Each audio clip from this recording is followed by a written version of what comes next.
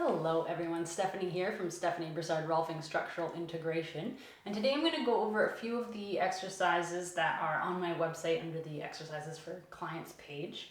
Thought it might be helpful to have it on video, so I'm going to do a breath exercise, one for strengthening your serratus anterior, so helping keep shoulders down and back and not winging off the scapula, not winging off your back.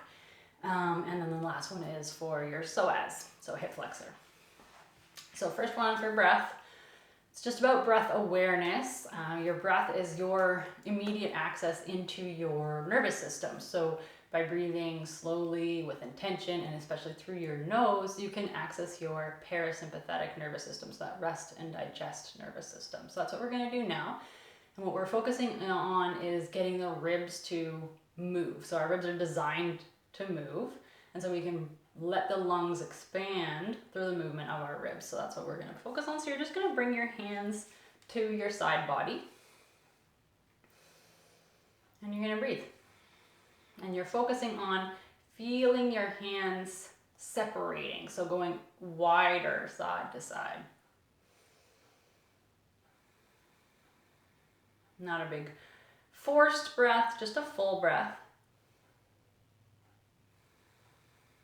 Now, it's not going to be a huge movement, obviously, but should be able to see some movement of my hands, and more importantly, when you're doing it, you feel the movement of your hands. So you get that side rib expansion, kind of like bucket handles lifting.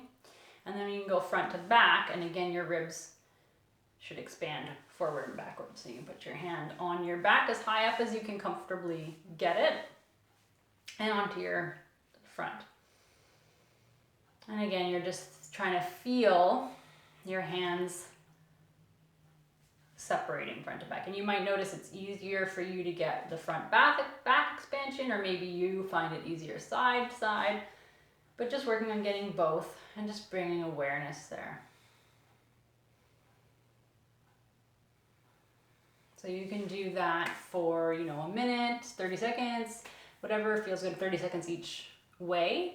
Obviously, the longer you do it, the more experience you'll have, and you can calm yourself down. So let's begin the little breathing meditation.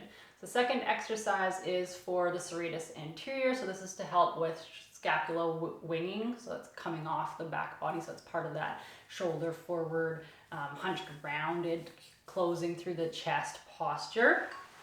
So you're gonna do it standing. I'm sitting for video purposes because I can't alter my camera that much, but standing is better. So you want to be standing close enough to the wall that you can comfortably place your hands on it with your elbows pretty much in line with your torso. So they're not forward and they're not way back here. So it's just dropped. Hands at shoulder height. And you're going to imagine like they're stuck into the paint. So you're pressing your hands in, they're fully in contact with the wall. And then you're going to gently intend to pull them down the wall, but you're not going to let them move because they're stuck into the paint. So you're not going to see much with this exercise as I'm demonstrating. I'm doing it now, but you probably can't tell. But what you will feel when you yourself do it is an engagement right around through here. So it's serratus anterior wraps around your ribs and underneath the scapula. It attaches on the underside of your scapula. So it holds your scapula to your rib cage.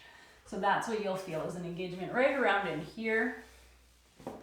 And you can hold that for, 10 to 15 seconds. Take a break, move it around, do it again, say 3 to 5 times, and just sort of feel that engagement. Notice what else happens in your body, and make sure that you're not collapsing or overarching. So you want that nice posture. So take a moment before you start to check your posture and your awareness of your body. So last exercise is for the psoas. So I'm just gonna rotate the camera here so you can see the floor.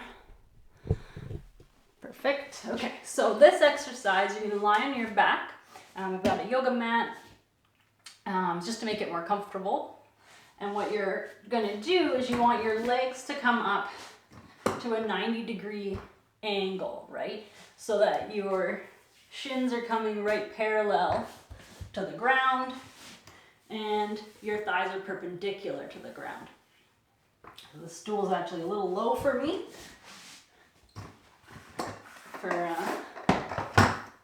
I've got this lucky, stool. Not everybody does, but you can use your couch or a coffee table. You can put cushions on it to make it a bit more comfortable for your calves if you need to. That's a quick switch. There we go, that's better. So 90 and 90. And then you're lying here. Now, what we're checking, there's a few things you can do from this position. So the first is you just hang out here. You're making sure that your feet aren't falling in and they're not falling out.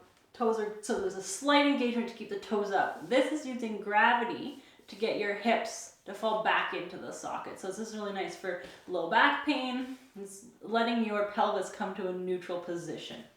And you just hang out here for 5 minutes or so. Now, for training your psoas, what we want is, we're working on psoas engagement. So you're going to gently lift one knee towards your chest, just 5 centimeters or so, a couple inches, and the other one. Now the goal here is to make sure that your hip bones, so the little bony bits at the front here, aren't rocking. So when your psoas isn't firing properly, your body's going to recruit other muscles, so transverse abdominis in particular. So it's going to anchor on the one side and to help you lift this leg, which will generally, when you lift the one leg, the opposite hip will rock up. So it's like a little ship in a storm rocking side to side, right? So what you want is that it stays pretty still. So when you're doing this exercise, you'll put your hands on your hips to make sure that they're staying still.